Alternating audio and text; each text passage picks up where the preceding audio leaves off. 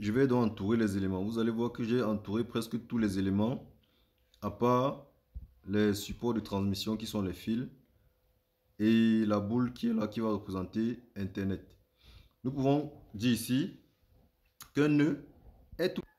Bonjour à tous, vous allez bien, j'espère. C'est toujours Antoine Yankan, votre humble serviteur. Nous nous retrouvons pour débuter un nouveau cours qui va s'intituler Initiation au réseau informatique. Aujourd'hui, nous allons faire la première leçon qui va s'intituler Généralité sur les réseaux informatiques. Avant de prendre le plan de la leçon, on va prendre le générique et on revient.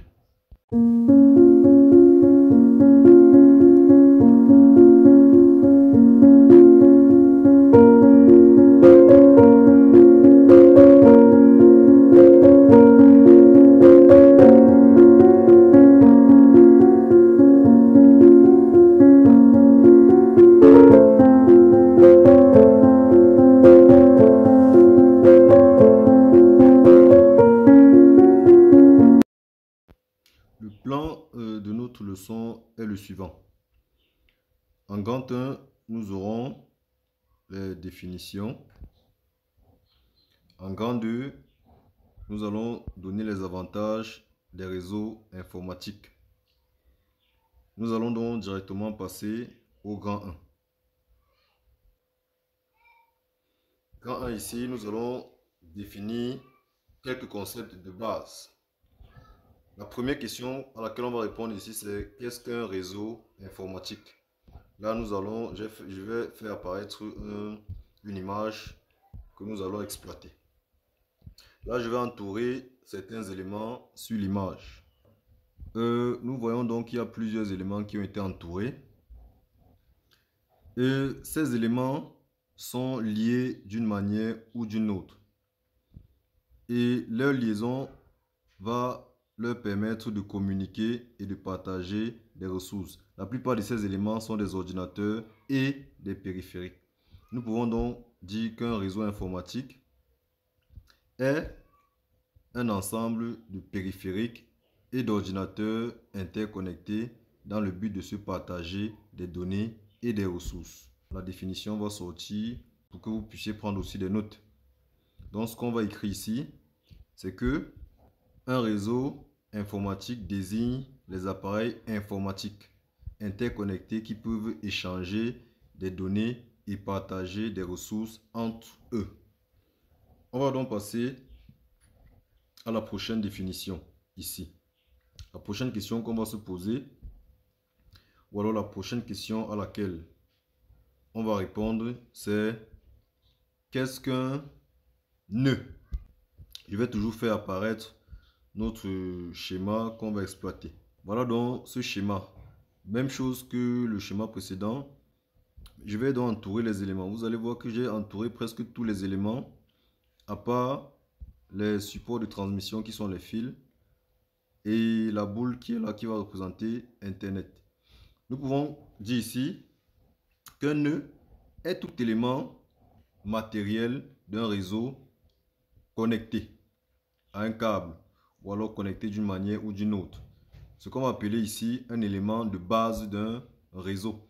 Ce qu'on va noter, c'est que un nœud est un élément de base d'un réseau informatique. Comme exemple de nœud, nous pouvons citer un ordinateur, une imprimante, un modem, un concentrateur et un commutateur. Donc voilà en quelque sorte tous ces éléments qui vont être soit à la fin du réseau, soit au milieu du réseau sont des nœuds. Tous ces équipements matériels là, c'est ça qu'on va appeler, ce sont ces équipements que nous allons appeler des nœuds. Là maintenant nous allons passer à la prochaine définition. Nous allons répondre à la prochaine question qui est celle de savoir qu'est-ce qu'une station de travail. Là, je vais toujours faire apparaître notre schéma. C'est le même schéma qu'on va exploiter jusqu'à la fin. Et je vais toujours entourer certains éléments. Il faut très bien observer. Ici, je n'ai pas entouré tous les éléments comme dans le schéma précédent. J'ai entouré uniquement les ordinateurs. Vous allez voir que l'imprimante n'est pas entourée, le modem n'est pas entouré, le hub ou le switch n'est pas entouré. Ça veut dire quoi? une station de travail est tout ce qui peut se comporter comme un ordinateur. Un ordinateur a la faculté de produire l'information qui sera transmise sur le réseau. Donc on va dire ici qu'une station de travail est toute machine capable d'envoyer des données vers les réseaux. En termes d'exemple ici, nous pouvons citer les PC, les Mac, les Sun Terminal X. Toute machine capable d'envoyer une information sur le réseau est appelée station de travail. Même les téléphones et les tablettes sont déjà des ordinateurs dont ils peuvent envoyer ils peuvent envoyer les informations sur le réseau, ce qui va faire d'eux des stations de travail. On va passer donc à la prochaine définition ici, qui est celle de savoir qu'est-ce qu'un serveur. C'est ça qu'on va répondre comme question ici. Qu'est-ce qu'un serveur? Notre schéma va toujours apparaître et nous allons expliquer. Observez bien ces deux éléments que je viens d'entourer. Vous allez voir que ce sont des éléments particuliers pour notre réseau informatique. Ce sont des ordinateurs particuliers. Ces ordinateurs sont particuliers. Pourquoi? Parce qu'ils fournissent des services à d'autres ordinateurs que nous allons appeler des clients. Ils sont configurés pour fournir des services aux autres machines du réseau, configurés de par leur dispositif, de par leur composant matériel et de par leur logiciel. Donc, ce qui fait d'une machine un serveur, c'est sa configuration matérielle et sa configuration logicielle. Donc, ce qu'on va retenir ici, c'est que un serveur est tout dispositif matériel, est tout dispositif informatique, entre parenthèses, matériel et logiciel, qui offre des services à un ou plusieurs autres dispositifs. Entre parenthèses aussi, matériel et logiciel, ces dispositifs seront appelés des clients. Lorsque nous allons dans un cybercafé ou alors dans un endroit public et qu'on a besoin d'un service, celui qui nous rend ce service est appelé serveur. Et nous, en ce moment-là, nous sommes appelés des clients. Là maintenant, ce qui nous donne le droit de répondre à la prochaine question. Qu'est-ce qu'un client? C'est ça la prochaine question.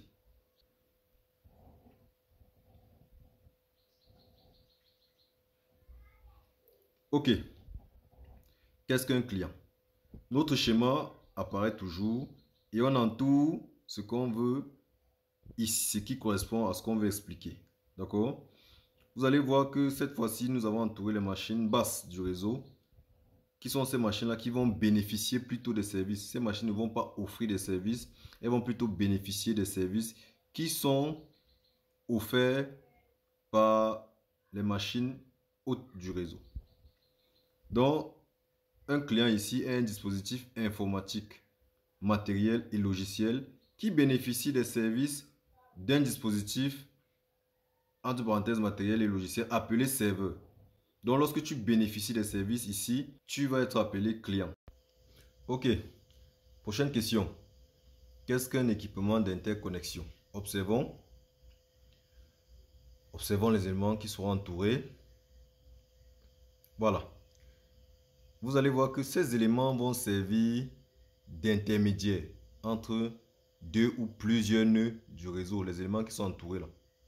Donc, ils vont permettre d'interconnecter. C'est pour ça qu'on les appelle les équipements d'interconnexion. Donc, un équipement d'interconnexion est un nœud particulier qui sert d'intermédiaire entre deux ou plusieurs autres nœuds du réseau. Exemple, le commutateur, le concentrateur, le modem, le routeur, même le répéteur. Ça, ce sont les équipements intermédiaires. La question maintenant à laquelle nous allons répondre, c'est qu'est-ce qu'un support de transmission? On observe notre figure. Voilà. Observez bien que les éléments qui sont entourés sont des éléments qui permettent d'interconnecter. Ce sont des éléments qui permettent de relier les équipements physiques. Donc, un support de transmission est un moyen utilisé pour acheminer l'information de la source jusqu'à la destination. Comme exemple, nous avons les câbles, câble coaxial, câble à peste torsadé, fibre optique. Nous avons aussi les ondes qui sont des supports sans fil, infrarouge, Bluetooth, Wi-Fi, etc. Donc voilà donc les supports de transmission, les moyens utilisés pour transmettre l'information de la source jusqu'à la destination. En termes de définition, maintenant, dernière définition, nous allons définir ici, nous allons répondre à la question, qu'est-ce qu'un paquet? Vous allez observer attentivement cette petite simulation que j'ai effectuée pour vous, pour expliquer ce qu'on va appeler paquet. Vous allez voir cette information qui descend, arrive sur l'élément central et est acheminée vers le destinataire. D'accord? Maintenant, cette information, c'est ça qu'on va appeler paquet, qui est l'unité de données qui est transférée sur le réseau. Donc la plus petite quantité, ou alors la plus petite quantité de données envoyées sur le réseau est appelée paquet. Le paquet va quitter du destinataire qui est l'envoyeur, qui est l'émetteur, vers le destinataire qui est le récepteur. Donc ici, ce qu'on va noter, c'est que le paquet est l'unité de données qui est acheminée entre une origine, qui est la source, vers la destination. Maintenant, nous allons parler des avantages. Quels sont les avantages offerts par les réseaux informatiques? Là, nous avons plusieurs avantages. D'accord? Comme premier avantage ici, nous avons le partage de ressources. Au début, nous avons dit que les réseaux informatiques, c'est un ensemble d'ordinateurs interconnectés dans le but de se partager des ressources. Donc, c'est même le premier avantage. D'accord? Le partage des ressources. Comme ressources, ici, nous avons les fichiers, les applications, le matériel ou alors une connexion Internet. On peut partager une imprimante qui est une ressource matérielle. Nous avons ici aussi la communication entre personnes. Avec les réseaux informatiques, plus besoin de se déplacer pour communiquer. Nous avons donc les services tels que le courrier électronique, la discussion en direct, les forums, etc. qui permettent aux utilisateurs de communiquer sans toutefois se déplacer. Comme prochain avantage ici, nous avons la communication entre processus. Ici, entre les ordinateurs industriels, lorsque on utilise un ordinateur qui est connecté pour manipuler un autre ordinateur ou un robot. Ensuite, nous avons les jeux vidéo multijoueurs. Plus besoin de se déplacer pour jouer avec un ami à travers Internet ou alors on peut former un réseau local et chaque personne joue sur son ordinateur. Ok. Le prochain avantage ici, c'est la standardisation des applications. Les réseaux informatiques permettent la production des applications qui respectent un standard, c'est-à-dire un modèle unique, ce qui va faciliter leur intégration. Ce qui permet aussi à plusieurs personnes de pouvoir travailler sur le même projet sans être sur place. Les langages de programmation déjà facilitent la standardisation. Donc les réseaux informatiques vont venir encore apporter plus de flexibilité. Les applications seront produites sur un modèle dit standard. Ok. Comme prochain avantage ici, nous avons l'accès aux données en temps utile. Ici, nous n'avons plus besoin de se déplacer avec nos équipements, avec nos ordinateurs et tout. Il suffit de stocker nos données, par exemple en ligne, à travers les services tels que le cloud. Et nous aurons accès à ces données en temps voulu grâce à une connexion Internet. Nous avons aussi une communication et une organisation plus efficace. Les réseaux nous permettent de travailler en équipe, ce qu'on va appeler le travail collaboratif. Grâce aux réseaux informatiques, on peut mettre sur pied des plateformes où nous pouvons nous retrouver pour travailler plus efficacement. Avec les réseaux informatiques, il n'y a plus de limites, il n'y a plus de frontières en quelque sorte. Donc voilà quelques avantages offerts par les réseaux informatiques. Notre leçon touche déjà à sa fin. Ok, nous sommes donc à la fin de la vidéo. Si tu as bien suivi cette leçon, réponds à ces questions en commentaire. Que tu sois sur Facebook ou sur YouTube, il y a eu la partie commentaire, tu vas répondre à ces questions. Tu dois pouvoir définir réseau informatique, nœud, station de travail, serveur, client, équipement d'interconnexion, support de transmission, paquet. Ok, et aussi tu dois répondre à la deuxième question.